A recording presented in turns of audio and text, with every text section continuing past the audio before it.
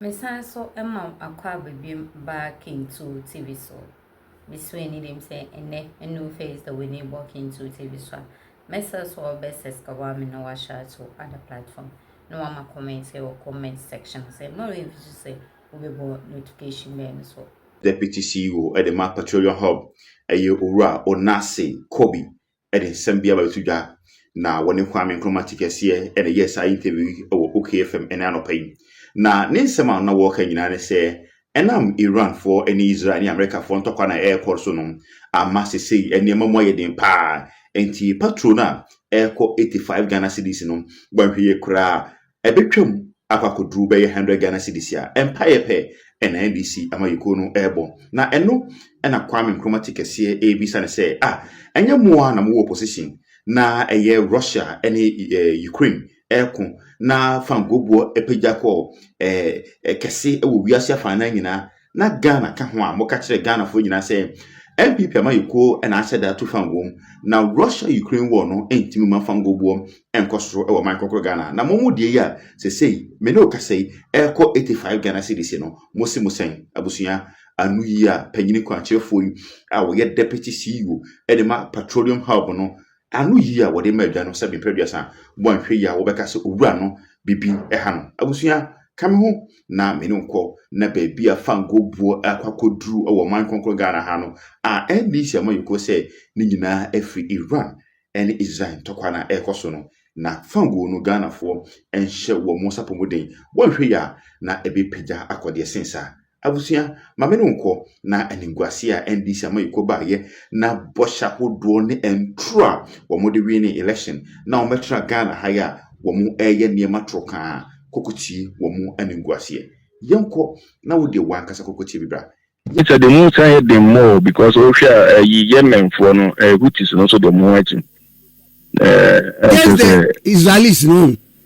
So the Israelis are threatening the for instance the gate of tears. One of the gate of tears and also another 2 point about 12% of area say fan go no so no the faho. Let's say that Russia time Iran for a close the Strait of Hormuz no.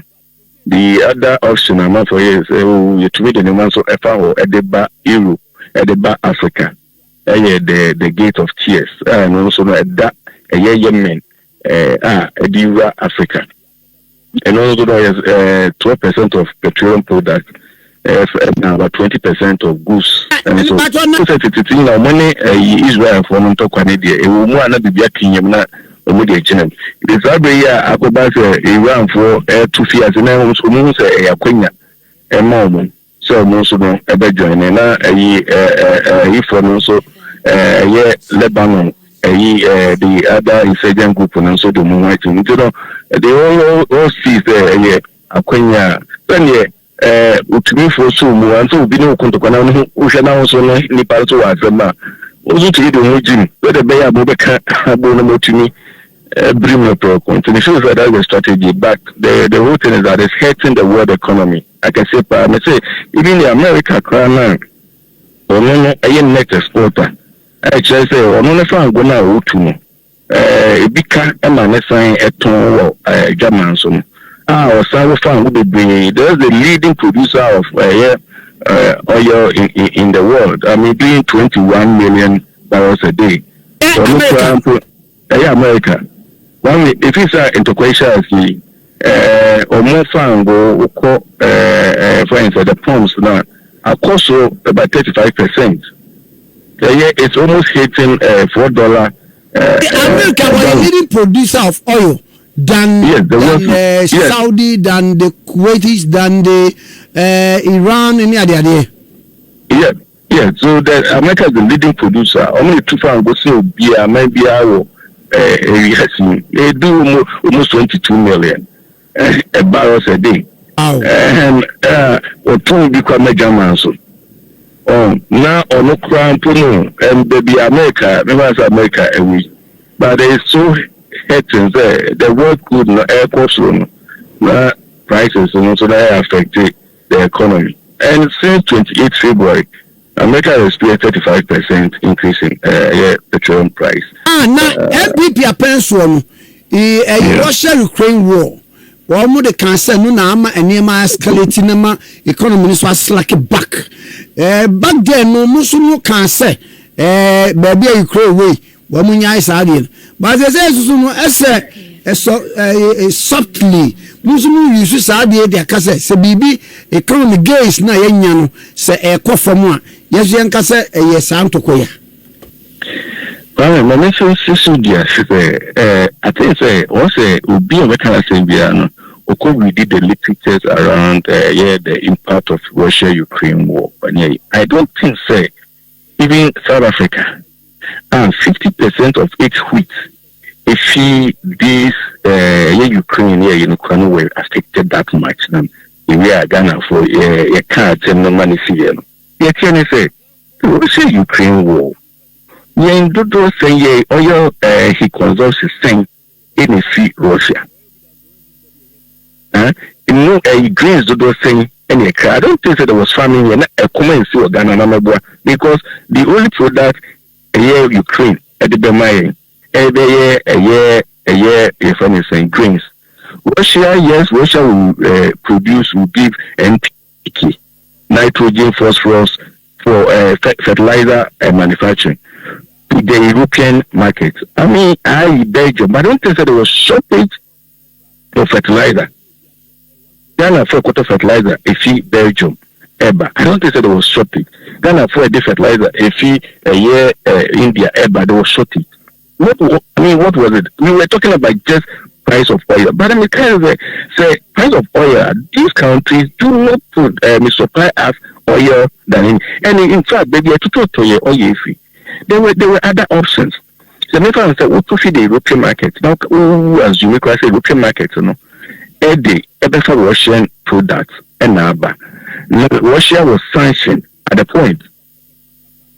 At the point Russia could then countries like India, China were still buying them at a discounted price, $30 less of the prevailing world price.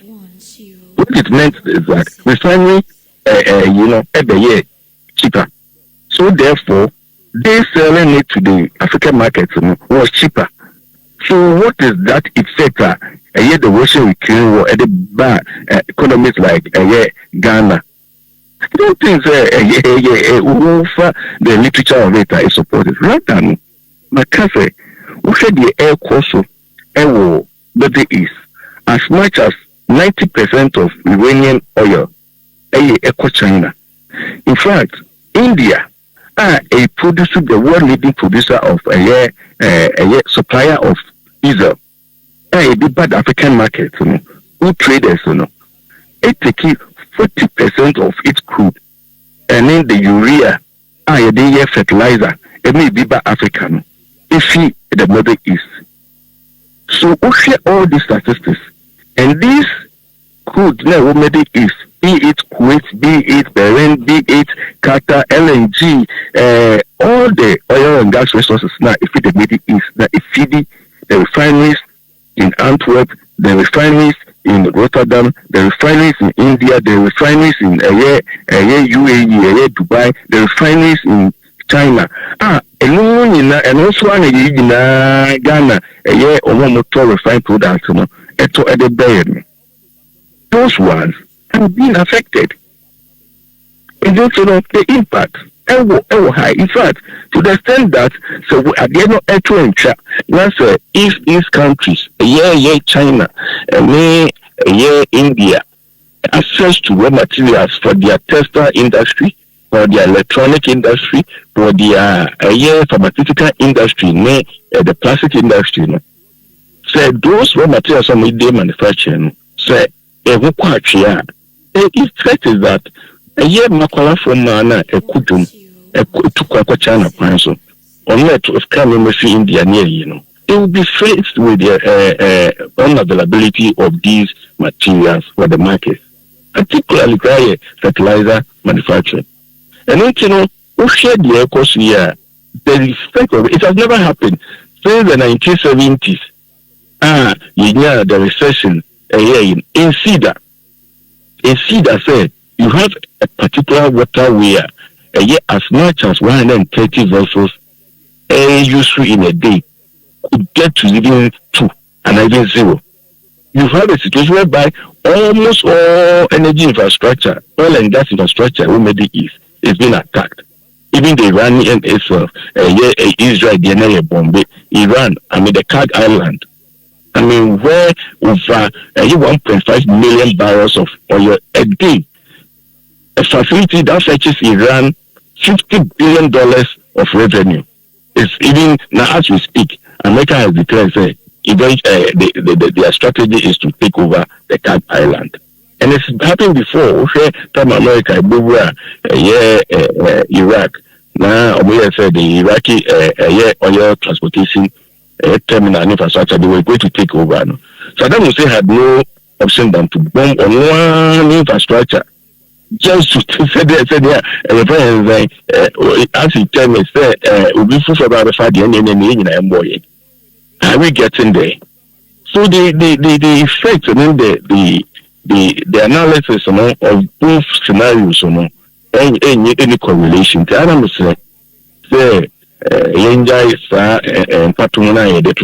The Russian-Ukraine war rather should have benefited Ghana in terms of price reduction in fuel prices, because the refineries were getting it cheaper, as much as $30 cheaper than the world price. And yet, Mamina was say, I'm a pay. Come, and some of us. Bessimeda se pa Yewa Onassis Kobe, were your deputy CEO, in charge of operations, Emma Petroleum Hub. And now you know I train common. I know not young coin. Nanay. Auntie, now the aqua say, number 1. The doctors at court say 1 per quarter chow. Then call back court to Becca Biano. Wamunya virtual na quarter peso na obaka ta feto so se o delegate de boka ta wono anu akonfo ewi julo awo mi dituo ekotie akontufo ewo kwantimpon so akonfo wo mu kokro no bo kwantimpon so police akobom ye nituo ekuo mu funam asidan kewrade na atabubu ejra kwantimpon no so ena sa akrofo yi wo mutete ho a giso ma hu sa passenger car bi ba sadly me am going to say a perennial problem.